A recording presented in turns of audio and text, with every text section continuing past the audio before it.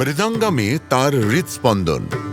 শ্রী তিরুভারুর ভক্তবৎসলম, পদ্মশ্রী 2026।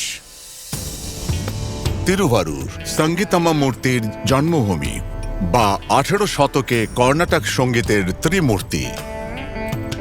আমি সঙ্গীতের আবহেই বড় হয়েছি। আমার মা তিরুভারুর তাঞ্জাবুর অঞ্চলের একজন বিশিষ্ট সঙ্গীত শিল্পী ছিলেন। আমি যখন মাত্র 2.5 বছরের, তখনই বাবার অনুপস্থিতি অনুভব করতে শুরু করি। কথায় বলে মা একটা পবিত্র মন্দিরের সমান, আর আমার জীবনে এটা সম্পূর্ণ সত্য প্রমাণিত হয়েছে। আমার মা তার 3 ভাই এবং আমাদের পরিবারের সমস্ত দায়িত্ব নিজের কাঁধে তুলে নিয়েছিলেন।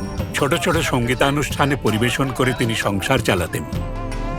প্রতিদিন সকালে ছোট্ট ভক্তবৎসলম তাঁর মায়ের আনন্দবল্লীর প্রার্থনা ও ভক্তিগীতির সুরে ঘুম থেকে জেগে উঠত।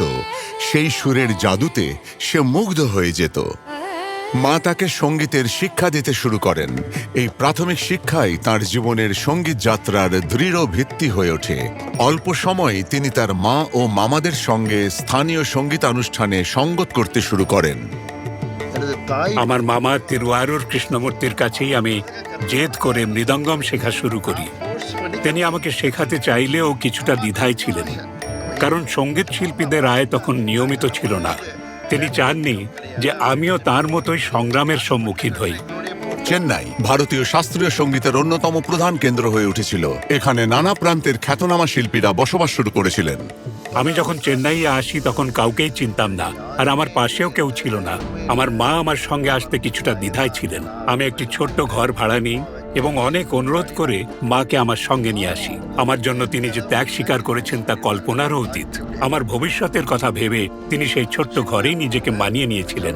আমরা এমন একটি বস্তিতে থাকতাম যেখানে ছোট ছোট ঘরগুলো একে অপরের সঙ্গে লাগোয়া ছিল। আমি চাইতাম না যে আমার অনুশীলনের কারণে প্রতিবেশীরা বিরক্ত হন, তাই জানলায় মোটা পর্দা টাঙিয়ে ঘরটিকে যতটা সম্ভব শব্দরোধী করে ঘন্টার পর ঘন্টা মৃদঙ্গমের প্র্যাকটিস করতাম। টানা 10 বছর ধরে এটাই ছিল আমার জীবন।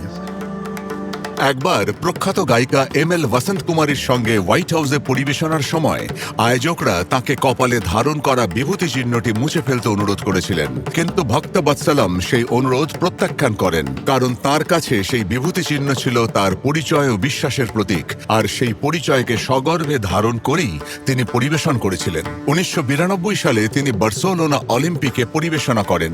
এরপর কিংবদন্তি ম্যান্ডোলিন শিল্পী শ্রীনিবাসের সঙ্গে বিশ্বমঞ্চে সঙ্গত করেন।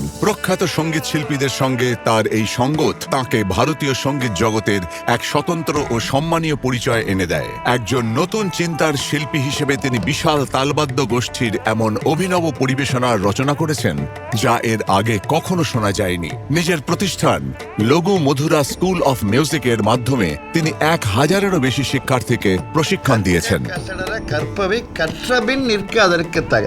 যে জ্ঞান অর্জনযোগ্য তা পূর্ণ নিষ্ঠার সঙ্গে শেখো, তারপর সারা জীবন সেই জ্ঞান ও নীতির অনুসারেই চলার চেষ্টা করো। সঙ্গীতই আমার শ্বাস প্রশ্বাস। পরের জন্মেও আমি মৃদঙ্গমই বাজাতে চাই। শ্রী তিরুভারুর ভক্তবৎসলম, পদ্মশ্রী 2026।